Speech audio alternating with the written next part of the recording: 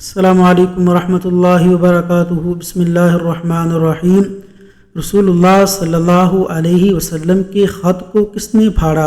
حضرت عبداللہ بن عباس رضی اللہ عنہما نے بیان کیا کہ رسول اللہ صلی اللہ علیہ وسلم نے ایک شخص کو اپنا ایک خط دے کر بھیجا اور اسے یہ حکم دیا کہ اسے حاکم بحرین کے پاس لے جائے۔ بحرین کے حاکم نے وہ خط کسریٰ شاہ ایران کے پاس بھیج دیا۔ جس وقت اس نے وہ خط پڑھا تو چاک کر ڈالا۔ راوی کہتے ہیں اور میرا خیال ہے کہ ابن مسیب نے اس کے بعد مجھ سے کہا کہ اس واقعہ کو سن کر رسول اللہ صلی اللہ علیہ وسلم نے اہل ایران کے لیے بد دعا کی کہ وہ بھی چاک شدہ خط کی طرح ٹکڑے ٹکڑے ہو جائیں۔ تشریح: اللہ تبارک و تعالی نے بہت جلد اپنے سچے رسول کی دعا کا اثر ظاہر کر دیا۔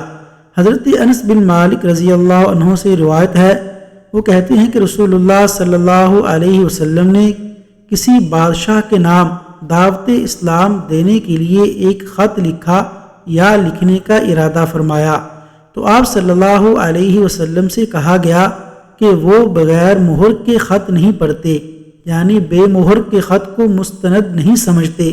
تب آپ صلی اللہ علیہ وسلم نے چاندی کی ایک انگوٹھی بنوائی جس میں محمد الرسول اللہ لکھا تھا۔ گویا میں آج بھی آپ صلی اللہ علیہ وسلم کے ہاتھ میں اس کی سفیدی دیکھ رہا ہوں۔ اللہ تبارک و تعالیٰ سے دعا ہے کہ اللہ تعالیٰ نبی کریم صلی اللہ علیہ وسلم کی اطاعت اور فرما برداری کرنے کی توفیق عطا فرمائے۔